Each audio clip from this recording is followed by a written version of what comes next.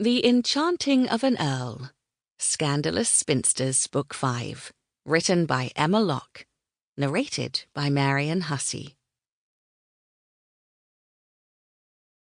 Chapter 1.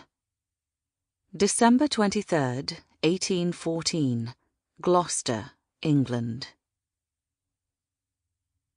Miss Elinor Conley wasn't the type to sabotage a carriage wheel. She wasn't the sort who contrived tall tales or lied to her brother. She especially didn't lie to her 4 sisters. She didn't utter profane oaths aloud, and, aside from the recent occasion of her brother's elopement, she didn't drink to excess. That was until she set eyes on Grantham Wendell, the Earl of Chelford, on the day he led his horse into her brother's smithy. Grantham, as she'd called him privately in the 3 months since, for why not first name him in her head when they'd never met formally anyhow, was the finest horseman, the deepest poet, the lightest dancer, and the handsomest man in all of England. Or so she'd convinced herself in the time since he'd swung one well-muscled thigh over his horse's white flank and ridden away.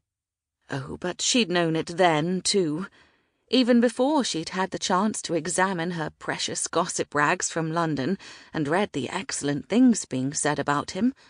Why, the moment she'd observed him soothing his stallion with calming, confident strokes while her brother affixed a new shoe to its hoof, she'd known Grantham's heart was full of kindness.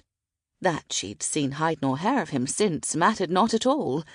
That he hadn't noticed her lingering in the doorway of her brother's smithy, and was therefore unaware of her presence in the world, didn't cause her the least bit of doubt. Her confidence in their suitability buoyed her. A few days in his company were all she required to confirm her suppositions true. She hugged her mother, then pulled her threadbare coat tighter about her shoulders so the wind's bite couldn't distract her from making her goodbyes to the rest of her family. Her 4 sisters and her brother, his wife and her sister waited by the carriage, the entire Conley brood gathered together to see her off. In just a few moments, she'd be on her way to prove she and Grantham were destined to be wed. Truly, she could almost see her beloved in her mind's eye.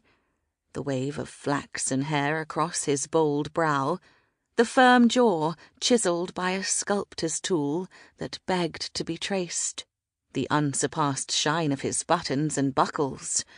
Oh. Sample complete. Ready to continue?